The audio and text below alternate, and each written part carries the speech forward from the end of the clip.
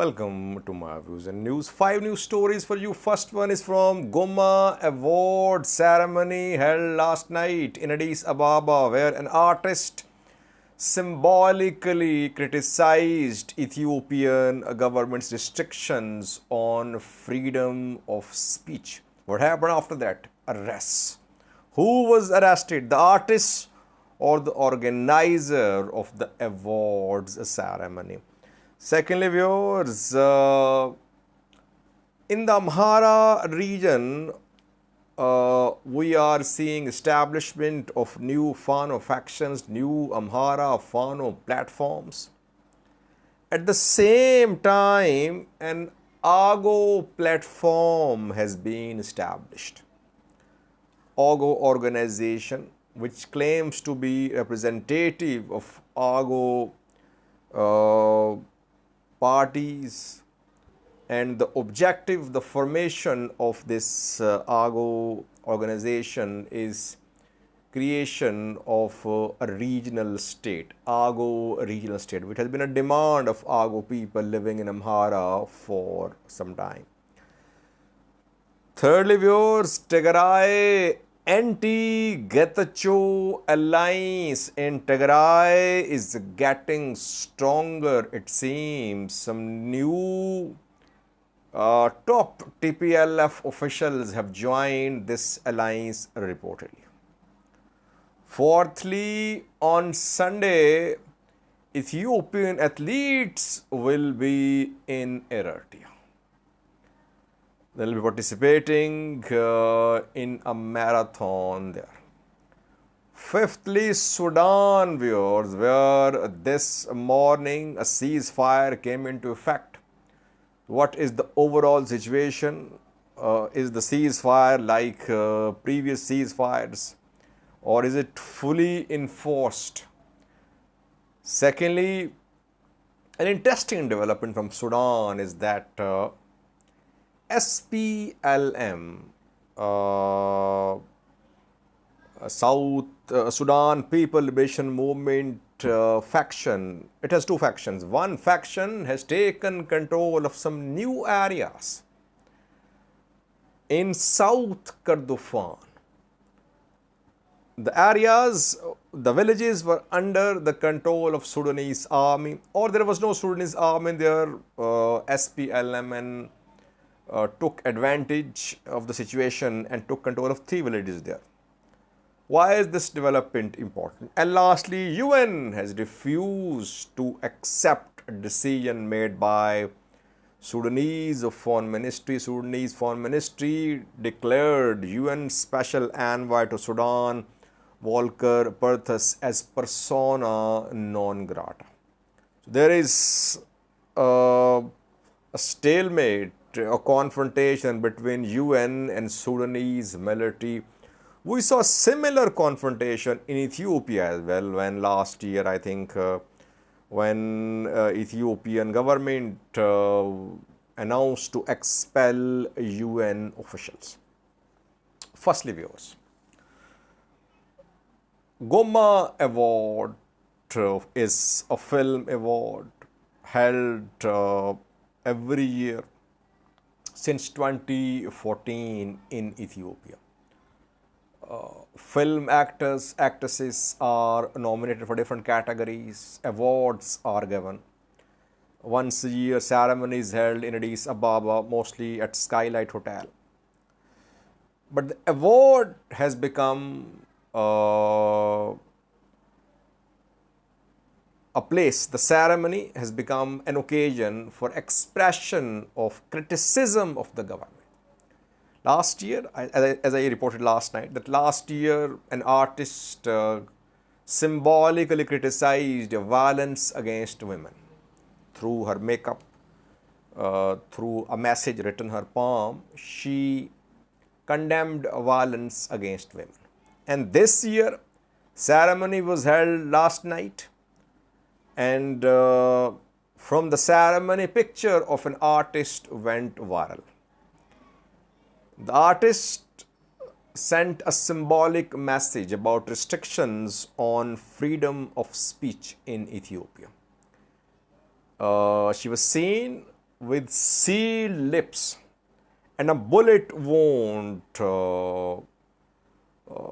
in her forehead.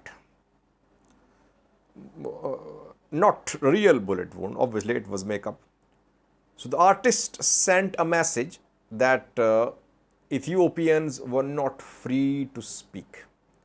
Those who were trying to speak, they were being shot dead. Very powerful message. And most Amhara activists, journalists, Fano supporters are being arrested these days. Since last year, this campaign of arrests has been underway. Target is mostly Amhara ethnic group. Though we saw some arrests in Oromia too. Before that, Tigrayans were arrested in 2021. But since last year, Amharas came under this, they became a target of this state action. Now, organizer of the award ceremony has been arrested reportedly.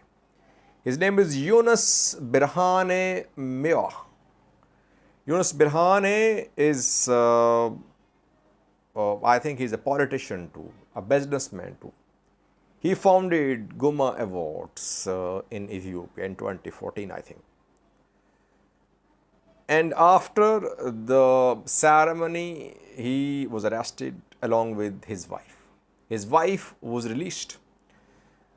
He is still in custody. What about the artist who dressed up with makeup, sending that message about government's restrictions on freedom of speech? We don't know. Was she arrested? I don't know. But the award organizer has been arrested. Younis Berhane was arrested by unknown security officials. Where is he? I don't know. But his arrest is being confirmed. So it means that you cannot symbolically protest in Ethiopia these days. The protest was symbolic. It wasn't. The artist did not say a word. Younis Berhane spoke at the award ceremony. He did not directly criticize anyone, though his speech had some references to what is happening in Ethiopia. But he was very careful in his speech. Main problem is that artist, which without saying any word sent a strong message to Ethiopians, to the outside world as well, because this event was covered by international media too. That is why government decided to arrest Younis Berhane. So no one can protest in Ethiopia without government's approval if the protest is against the government. Whether protest is symbolic or whether it is in the form of street protest, no one is allowed to protest, it seems. Secondly, viewers, while Fano factions are being established, Fano platforms are being established in Amhara region, Agews are organizing themselves too. Last night, I reported about the establishment of a new Amhara fighters organization called Amhara United Forces. Several organizations established in the Amhara region for a struggle against alleged genocide of Amharas, against the problems being faced by Amharas in Amhara, outside Amhara too.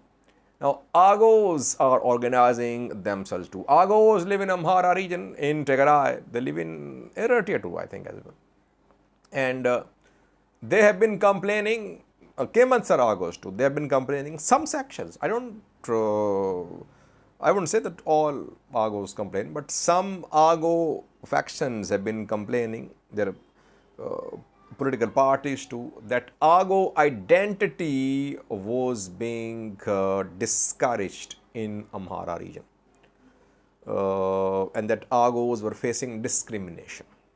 Amhara government denies these allegations. Amhara government says that it did not do anything to discriminate against Agews. And call for a separate Agew state is not a new thing. When Tigray fighters were in Amhara region in 2021, they backed the formation of Agew Liberation Front, ALF. ALF announced to form a separate regional Agew state in the Amhara region, and they announced Lalibela as the capital of the state. Back then, Lalibela was under Tigray control, Wollo, Waghemra too. So the plan was to create a separate Agew state with areas of Waghemra, parts of North Wollo too. But then Tigray forces had to retreat. Agew Liberation Front retreated towards Tigray. Some could be based in Amhara region. Now, a new platform has been established by Agews. It's called National Regional Committee of Agews. Objective is creation of a separate Agew regional state in Ethiopia, separate from Amhara region. Is this new organization armed?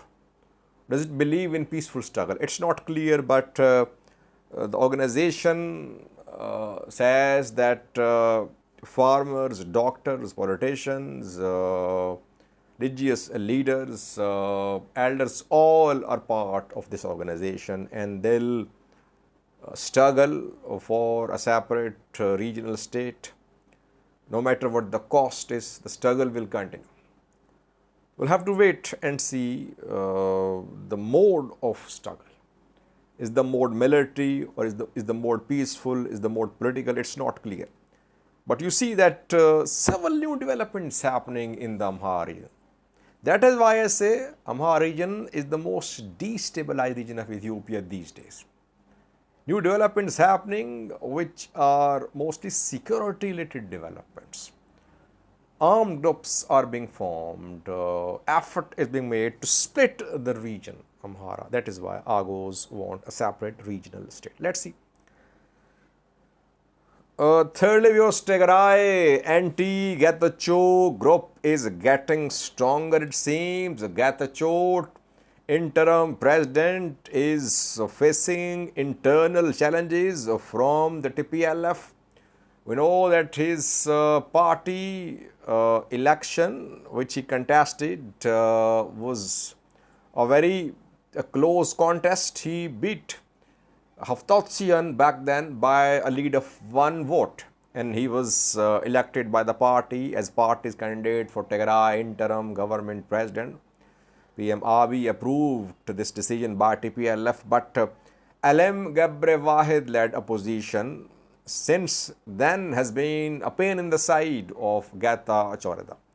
Now, some new members have joined LM Gabre Wahid faction, and these new members, LM Gabre Wahid and others, they are trying to take over central committee, executive committee of the TPLF. They want Getachew to go as soon as possible. They want early elections. A few days ago, TPLF issued a public statement saying that elections should be held soon. Interim government's period should not go beyond 1 year. It should be between 6 months and 1 year. So TPLF position very clear. At the same time, TPLF is under pressure because TPLF is still ineligible to contest an election because National Election Board of Ethiopia refused to reinstate TPLF as a political party a few weeks ago in a decision. Though House of Representatives lifted ban on TPLF, it removed terrorist designation from TPLF. But NABE said it was not possible to restore TPLF. TPLF should apply for a new registration. TPLF's assets are frozen too. That is why we're seeing this anti-Getachew TPLF, within TPLF alliance getting stronger. New TPLF leaders joined this anti-Getachew alliance. Which new leaders? LM from day one has been one of top opponents of Getachew Reda. Haftatzian, who contested party election against Getachew, supporting LM Gabre Wahid. Debretsion removed from Tigray presidency. He was hoping to be Tigray interim president too. But PM Abiy refused to accept him, so he had to go. He is there too. His party head, his TPLF said, Getachew is Tigray interim government head, party head is Debretsion. Munjarino, former deputy president of Tigray, just like Debretsion is former president of Tigray. Munjarino is part of this camp too. 3 other leaders have joined. Kadugli Ibrahim has joined too, reportedly. Kadugli is former Speaker of House of Federation. In the 2-year-long war, she was arrested and she was put in prison, but she refused to testify against her comrades, against top TPLF leaders. She went in prison. She was released a few weeks ago. Secondly,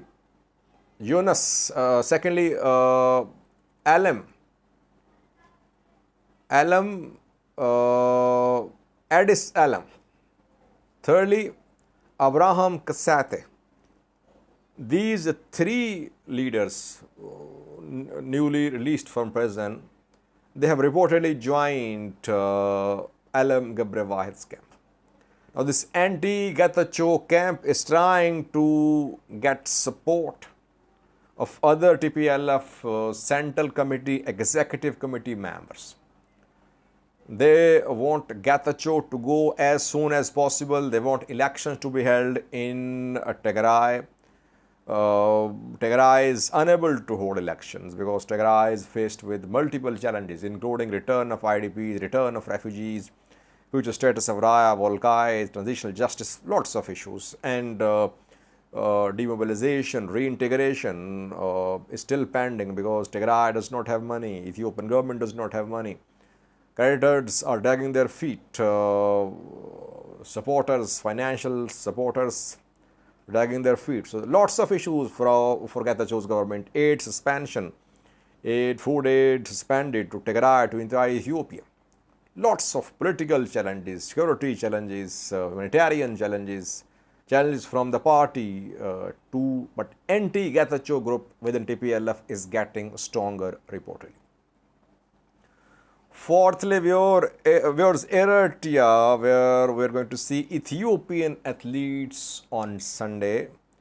Ethiopian athletes will participate in a marathon on Sunday in Eritrea.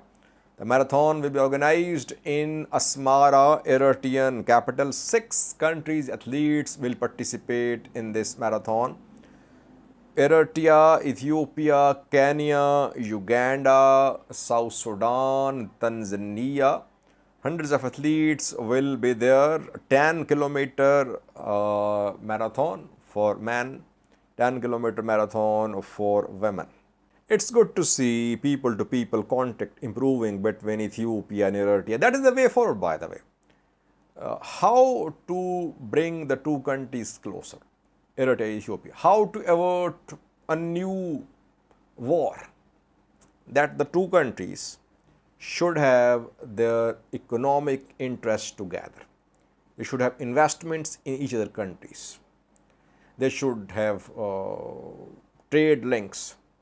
They should have links in terms of business, in terms of people-to-people contact, education, etc.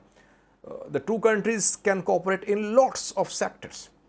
Problem is, mistrust is still there. Though the signing of agreement in 2018 by PM Abiy and Isaias Afwerki removed some mistrust, but still mistrust there. War broke out. Eritrea became part of the war. Tigrayans are not happy with Eritrean presence in Ethiopia. So a lot needs to be done, but a good start. Eritrean athletes in Ethiopia, Ethiopian athletes in Eritrea should be welcomed. This development should be welcomed. We'll try to get update from Asmara on a Sunday, tomorrow, when marathon will be held there. Lastly, we're Sudan, where this morning a ceasefire came into effect. Is ceasefire fully enforced, or is it like previous ceasefires, which were just announced at the table, but they could not be enforced on the ground? Well, so far, it came into effect at 6 a.m. local time, 24-hour ceasefire. Before the ceasefire, mediators, Saudi American mediators, warned the two sides that if ceasefire was violated, the violator would be held accountable. Talks would be adjourned. I could not confirm any large-scale violations so far. It came into effect a few hours ago, just 3 hours ago. But so far things are calm. No news of any airstrikes, no news of any large-scale mobilization of troops. We will monitor the situation and update you in coming videos. Ceasefire in effect, 24-hour ceasefire. Very important development is from Kordofan. SPLM, Sudan People Liberation Movement, was formed in 2011 after South Sudan became a separate country. It's split into two factions, SPLMN, Malik Agar group, SPLMN, Abdul Aziz Al-Hillu group. Malik Agar group is based in Blue Nile state and Al-Hillu group is based in Kordofan. It is said Al-Hillu group is more secular than Malik Agar group. Malik Agar is now deputy head of Sudan's Transitional Sovereignty Council. He was appointed as deputy head a few weeks ago when Al-Burhan removed Hamati from the Sovereignty Council and Malik Agar was appointed as the deputy head. And Malik Agar's SPLM and fighters might support Sudanese army because now he is part of Sovereignty Council. So Malik Agar has been busy visiting African countries. He was sent by Burhan to get support from African countries. So he was in South Sudan, he visited Uganda too, I think he visited Kenya as well. The other SPLMN faction is led by Al-Hillu, Abdul Aziz Al-Hillu. It is based in Kordofan. In Kordofan, we know that Rapid Support Force has its presence in Al-Ubays. They are there around Al-Ubays. Roads leading from Darfur to Kordofan, from Kordofan to Khartoum are under RSF control. That is how they ensure the supply line is intact, that the roads are under their control. SPLMN, Hillu group, has taken control of 3 villages which were under Sudanese military control. The villages are near Kadugli. Name of the villages are Daldako, El Umir, Sharan. Not far away from Kadugli are these 3 villages. Reportedly, Sudanese army withdrew from these areas. It went towards Al-Ubays, which was attacked by Rapid Support Forces several times in the past 2 months or so. It's a key place situated along the main road which links Kordofan with Khartoum, Kordofan with Darfur. So when now Sudanese army is busy with fighting RSF, SPLM is taking advantage of the position, of the situation, and taking control of new villages on border mostly. The 3 are on border, on South Kordofan border reportedly. It's not that there is large scale fighting between Sudanese army and SPLM and fighters, but that just shows that Malik Agar group is with Sudanese military now. So Al-Hillu group might not be supporting Sudanese military in case of a protracted war. Is it supporting RSF? No. Largely neutral so far, it seems, Al-Hillu group. Lastly, viewers, UN has refused to accept Sudanese General Al-Burhan's decision. Sudan's foreign ministry 2 days ago declared UN Special Envoy to Sudan persona non grata. Volker Perthes was told to leave the country. Volker Perthes is UN Special Envoy to Sudan. And before that, we know that Al-Burhan wrote a letter to UN Secretary General Antonio Guterres. He asked Antonio Guterres to replace Volker Perthes. Antonio Guterres refused to replace Volker Perthes, and then Sudanese Foreign Ministry declared Volker Perthes persona non grata. But yesterday, UN Secretary spokesperson refused to accept this decision. He said the decision was a violation of UN's principles. It is not applicable. So where is Volker Perthes now? Volker Perthes is in Addis Ababa, Ethiopian capital these days. Will he return? Will he be allowed to return to Sudan? That remains to be seen. By the way, we saw a similar stalemate last year at the end of 2021. I don't remember the exact date. Ethiopia expelled UN staff, accusing them of violating code of conduct. Back then, UN refused to accept Ethiopian decision.